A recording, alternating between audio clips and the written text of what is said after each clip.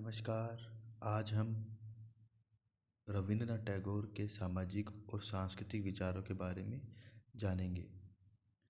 रविंद्रनाथ टैगोर विलक्षण प्रतिभा के धनी व्यक्ति थे। उनका व्यक्तित्व बहुआयामी था। वे एक साथ ही महान साहित्यकार, समाज सुधारक, अध्यापक, कलाकार और संस्थाओं के निर्माता थे।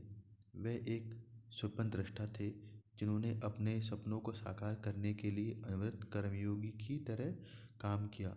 उनकी कालजी सफलताओं से भारतीयों में आत्मसम्मान का भाव आया। उनके विशाल व्यक्तित्व को राष्ट्र की सीमा बांध नहीं पाई। वह एक विश्व नागरिक थे।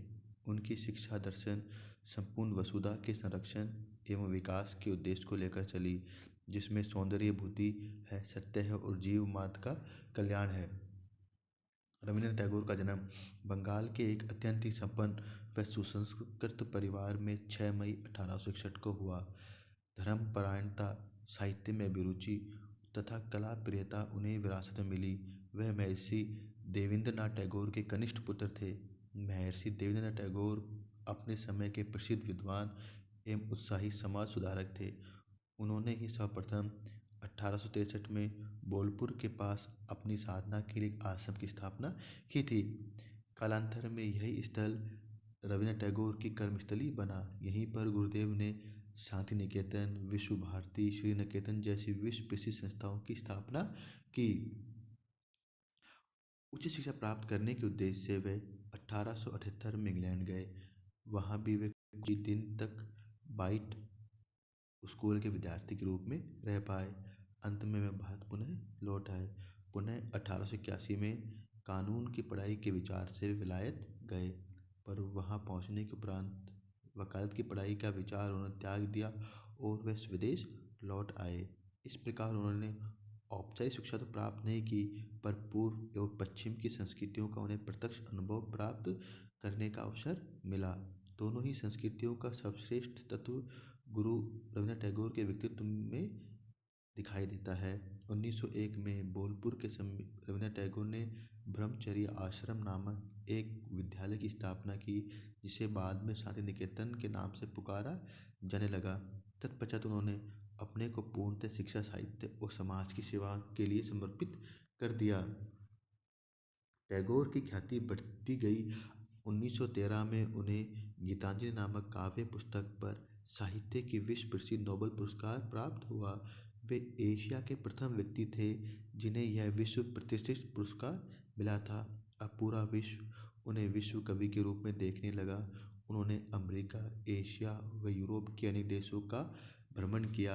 1915 में ब्रिटिश सरकार ने उन्हें नाइटहुड की उपाधि प्रदान की। 1919 में जब जलियांवाला बाग में हजारों निहत्थे भारतीयों को औपनिवेशिक सरकार के द्वारा मार दिया गया, तो रविंद्रनाथ टैगोर ने अपनी नाइटहुड की उपाधि ब्रिटिश सरकार को पुनः लौटा दी और वे पीड़ित भारतीयों के साथ में खड़े हो गए। इस प्रकार रविंद्रनाथ टैगोर ने देश को राजनीतिक नेतृत्व प्रदान किया। 1941 में इस महान कवि व ऋषि तुल्य गुरुदेव का देहांत हो गया। गुरु रविंद्रनाथ टैगोर का जीवन दर्शन प्राचीन ऋषियों की तरह व्यापक था। उनका व्यापक जीवन दर्शन उपनिषदों के गहन चिंतन मनन का परिणाम था। उपनिषदों में विवेचित विश्वबोध की भावना ने गुरुदेव के व्यक्तित्व, सोच और कार्यों को अत्यधिक प्रभावित किया। वह संपूर्ण जीव जगत में इस सत्ता को महसूस करते थे। इसलिए गुरुदेव को मानव मात्र की एकता में अनंत विश्वास था। उन्हें विश्व की बाह्य विविधताओं के मध्य एकता नजर आती थी। उनका विश्वास था कि ईश्वर संपूर्णता का अनंत आदर्श है और मनुष्य उस पूर्णता को प्राप्त करने की शाश्वत प्रक्रिया है।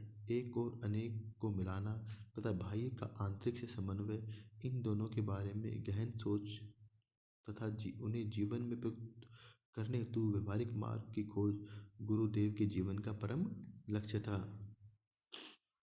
वे कबीर के रहस्यवाद से भी प्रभावित थे। वेद और उपनिषदों की छाया उनकी रचनाओं पर देखने को मिलती है।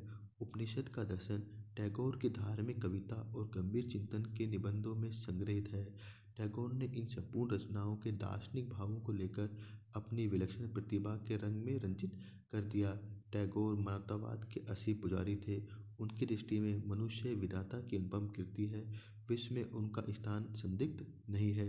जीवन और मृत्यु की सीमा के अंतर्गत मनुष्य कर्तव्य, आत्मचिंतन, प्रेम और कर्तव्य निष्ठा में है। इसी में जीवन की शांति और वास्तविक सुख है। टैगोर ने विश्व को मानवतावाद का संदेश दिया। उन्होंने मानव जाति की एकता पर बल दिया। एकता वही है जो नैसर्गिक विभिन्नताओं से अनुप्राणित और परिपूर्ण हो। टैगोर के दृष्टिकोण में मानव जाति के पूर्ण विकास के लिए सामाजिक, सांस्कृतिक और धार्मिक विभिन्नताएं आवश्यक है। इस प्रकार टैगोर मूल रूप से एक दार्शनिक न होकर कवि और साहित्यकार थे। उनकी दार्शनिक विचारधारा काव्य शैली में है। इसी कारण उनके विचारों की दार्शनिक शास्त्रीय विवेचना में काफ़ी कठिनाइयाँ होती हैं।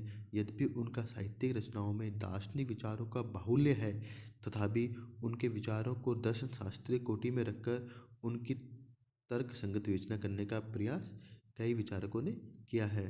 टैगोर के विचारों पर सबसे स्पष्ट और सबल प्रभाव उपनिषद तथा वेदांतों का देखने को मिलता है।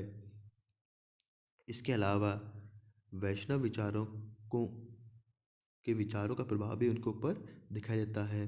दादू दयाल, रैदास, गुरु नानक, कबीर आदि संतों की वाणी का प्रभाव भी उन पर दिखाई देता है। गीता में किए गए सगुण और निर्गुण के समन्वय को भी टैगोर ने बड़ा ही महत्व दिया। गीतांजलि में वह लिखते हैं कि तुम आकाश हो और तुम ही घोंसला भी हो। इससे स्पष्ट है कि टैगोर असत सत्य को स्वीकार करते हैं कि जो टैगोर के दर्शन के विपरीत उदाहरण भी देखने को मिलते हैं। टैगोर के दर्शन में मानव का एक विशिष्ट स्थान है। मानव उनके दर्शन का केंद्रीय बिंदु है। इसी कारण टैगोर को मानवतावादी भी कहा जाता है। टैगोर के अनुसार मानव के स्वरूप के दो पक्ष होते हैं, एक भौतिक पक्ष और एक आध्यात्मिक पक्ष। मानव स्वरूप के भौतिक पक्ष को उन्होंने ससीम पक्ष भी कहा है। यह मानव स्वरूप का निम्नतर पक्ष है। मानव स्वरूप के आध्यात्मिक पक्ष को उन्होंने असीम पक्ष भी कहा है। ये मानव स्वरूप का श्रेष्ठतम पक्ष है।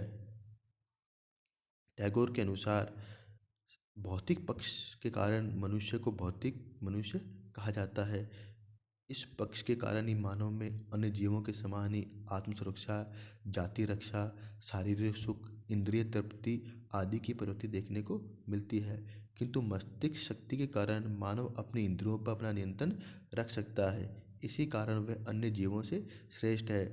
टैगोर के अनुसार मानव के इस ससीम पक्ष में आध्यात्मिकता छिपी है। मानव में सौंदर्य बोध की कामना, मधुर संगीत की इच्छा आदि उसमें छिपी आध्यात्मिकता की ओर संकेत करती है। इस पक्ष के कारण मानव में अर्जन की प्रवृत्ति देखने को मिलती है। इस सीमित पक्ष का प्रमुख लक्षण अहंकार है। टैगोर के अनुसार मानव का आत्म पक्ष ही उसका असीम पक्ष है। टैगोर के अनुसार जब हम दूसरों के लिए कष्ट सहने और आत्म बलिदान के लिए तत्पर हो जाते हैं तो इन कार्यों में आत्म स्थित ईश्वर के झांकी हमें उपलब्ध होती है। इस कारण इस पक्ष को टैगोर मानव स्थित ईश्वरत्व का पक्ष कहते हैं। इस पक्ष के कारण ही मानव सफल होने का निरंतर प्रयास करता है। इस प्रवृत्ति को टैगोर ने मानव का आधिक्य कहा है। मानव में इसी पक्ष के कारण मुक्ति और अमरता की चाह उत्पन्न होती है। मानव का यह पक्ष अनिवार्यतः सृजनात्मक तथा रचनात्मक होता है। टैगोर के धर्म संबंधी विचारों पर ब्रह्म समाज के धर्म संबंधी विचारों का प्रभाव दिखाई देता है। उनके अनुसार वास्तविक धर्म मानव धर्म है। टैगोर के अनुसार सांप्रदायिक धर्म सच्चा स्वरूप नहीं है। टैगोर के अनुसार सच्चा धर्म वस्तुतः अपने स्वयं के बंधन से ऊपर उठकर सबके साथ कुछ एकरूपता की अनुभूति करना ही है। सच्चे धर्म में सहजता, स्वाभाविकता और उन्मुक्तता होती है। उसमें किसी प्रकार का कोई बंधन नहीं होता है। इस प्रकार हम देखें तो टैगोर के दर्शन का, टैगोर के विचारों का मुख्य लक्ष्य मानवता की सेवा करना और मानव के जीवन को किस प्रकार अच्छा किया जा सके, उसके जीवन स्तर को कैसे ऊंचा उठाया जा सके, इन्हीं बातों पर था। धन्यवाद।